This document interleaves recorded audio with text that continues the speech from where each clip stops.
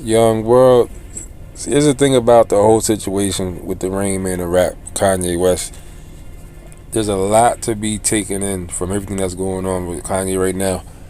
Whether he's in on it, whether he's fake, whether he's playing both sides, regardless of what position he's playing or he thinks he's playing, or if he's a puppet or not, a couple things have been revealed with this situation. One, this whole thing with the anti-Semitic stuff that he's saying at the same time while he's beefing with Diddy. I put a video up a couple months ago about his mom. I'll put the link in the description. I said Donda, when Diddy and JayZ was recording, this was way back in the day, was on that Yeezus documentary, Genius or whatever it was called, which was a great documentary, by the way. But I took that off of there. If you notice, there was a part, I got a video on it, when they was in the studio. Donda walked in.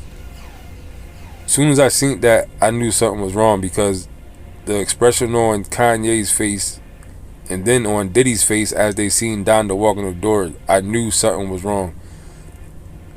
I can't say for sure, but I'm saying that Donda told his ass, stay away from MF and Diddy. He's no good. He's a shark. Like, I'm sure that's what she said. And by her coming there, I think when she came to that studio session, I think she came there unannounced and against Yeezy's wishes. You know what I'm saying? I think she came there to show her face, to let Diddy know, I'm watching you. I'm watching you. I'm watching the surroundings. You ain't slick. I'm on your back. I'm on your heels. I'm on your neck. I'm watching you. That's what that was, because if you seen the way JayZ looked at his mom off guard, he was caught off guard by her coming in, and then Diddy looked.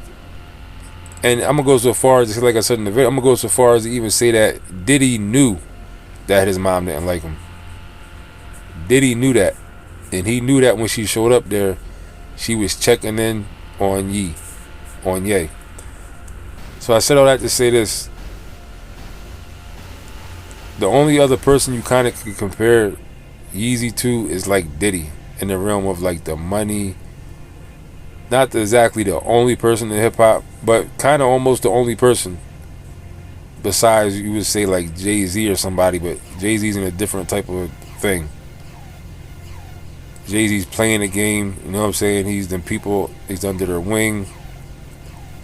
Kanye has been a person that, whether or not he has been being led by these people, he got mental stability issues. That means that he may be on the team at one point, one day, the Joker might wake up the next day and be totally different.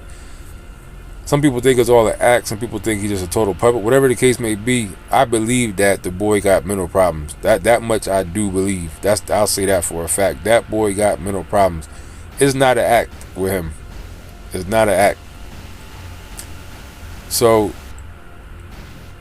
they can't control the Joker. That's the whole thing with Ye. They cannot control the Joker. Maybe there's times when they feel like, yeah, we got him. He's back on the team. But then he has those mental episodes. So like I said, a couple things that showed you. One, he being the quote-unquote richest person in hip-hop, they dropped the hammer to let jokers know, we don't care how much you got, who you think you are, what kind of moves you can make.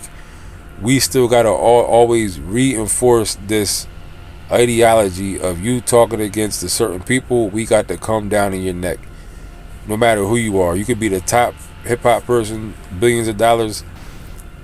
We're still going to come for you. And also, sometimes that just might be people looking at it and just feeling like because there's the thing when people that have all the money and the power but don't got no type of swag, don't got no type of intelligence, as far as, like, you know what I mean, nobody really likes them. Anybody who likes them only likes them because they got money, type of thing. They get bothered when they see people, especially a black person, feel like they're feeling themselves too much. That's why a lot of problems that entertainers be going through, it don't even always be exactly what they say. It just be that these people identifying in you that you feel that you look like you're feeling yourself a little bit too much. That's really what they're attacking sometimes. It's just that idea of the feeling you have. It don't even be exactly about exactly what you said. It just be the fact that you're feeling yourself a little bit too much, and people like that don't like how that looks on you. That, trust what I tell you, they don't like how it looks.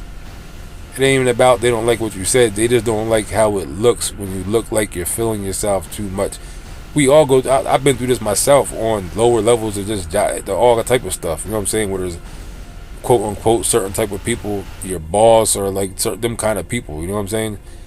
They feel the need to have to put you in your place just to remind themselves and the people around that might be seeing this, who is the boss. So they get bothered like that.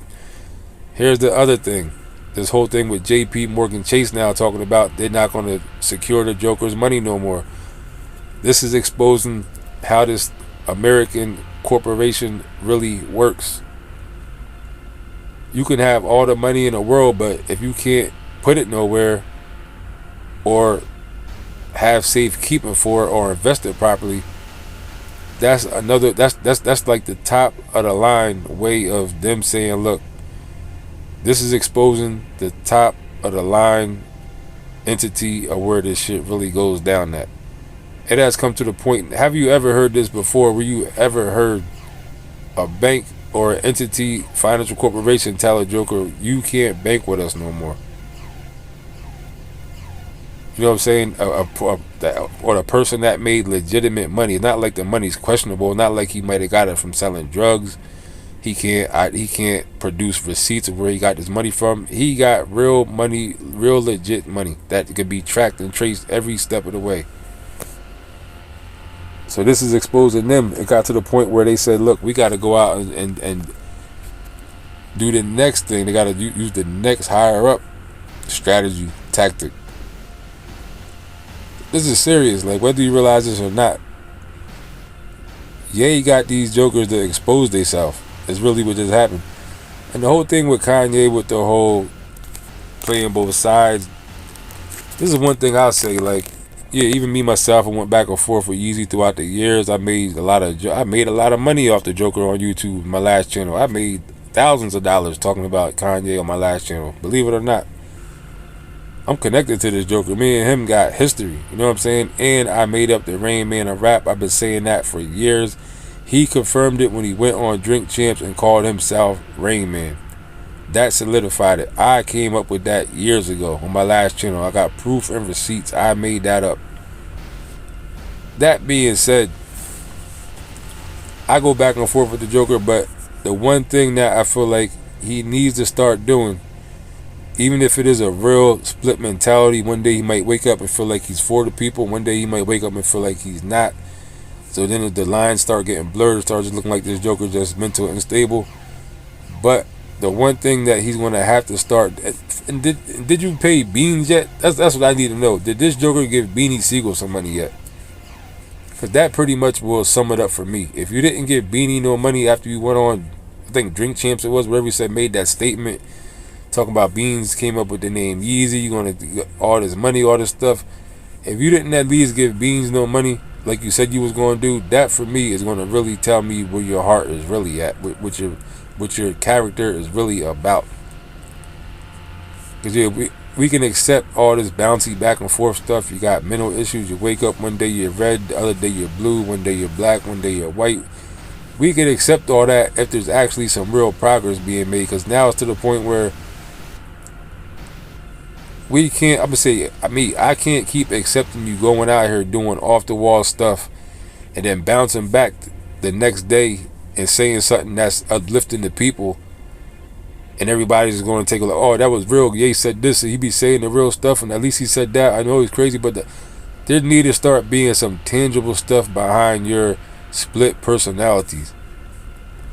That's what I'm getting at. You need to start producing tangible stuff for your split personality. If you want to wake up one day and be totally to the left, totally off, and be with them other people, that's cool. If you wake up the next day and want to be back with the people, you can't just keep getting away by just saying good stuff, whether it's true or not, whether it's eye-opening or not. You need to start producing some tangible stuff. If you want to keep switching up, when you come back to the team the next day, come back with something that's going to produce jobs for Joker, something hit somebody off in the community that can put some money into. You got to start doing tangibles. Talk is not enough at this point no more. The talk is cheap. Talk is done. I can't no longer sit here and be like, okay, yeah, he's doing this, but we know when he comes back to reality, he'll be back over here. But when you come back over here now, you can't just be coming back over here saying stuff. Now you got to come back over here and show and prove. You got to start doing tangible stuff, Joker. There's no more you just flipping and just saying something cool the next day and everything's all forgotten. So yeah, that's where I'm at with Yeezy. I had to come do a little update. That's where I'm at with the Joker, because enough is enough. But it's too late in the game for you to be bouncing around like you are. And also what this exposes, they're putting him in that position. This actually exposes an opportunity for Ye to be on the next, to take this thing to the next level, to the next step. You know what I'm saying? This actually poses an opportunity for this Joker to do some next level stuff right now. Like maybe start your own bank. You know what I'm saying? Use the influence you got and the power you got to get some other people, like-minded individuals, and start something yourself. Become an actual entity instead of having to rely on an entity. You know what I'm saying? Stuff like that. But and we know that trying to do stuff like that usually most likely will get you clapped or taken down in some type of way. But at this point, that's the thing that's holding Jokers back. Everybody goes to the line who can do it, who has the possibility and the capability. Think about stepping to the line, but that's always in the back of their mind. You gotta look. You gotta just take it the next step further and be like, you know what? Let's do it. Try it and see what happens. Talking about Jokers with money like Ye, stuff like that. Because you ain't gonna tell me that there's no black entertainers and athletes and black people with money who ain't had the idea of thinking about trying to do something different than just the norm. You know what I'm saying? There's a reason why these Jokers ain't doing more with what they got, because they're not allowed to. You know what I mean? And they scared. But maybe now this time with this whole bank thing shutting you down, maybe this presents a newer, bigger opportunity for you to step up to the next level, take this thing a step further. You know what I'm saying? But that's about it, man. I just had a little rant on Rain Man real quick.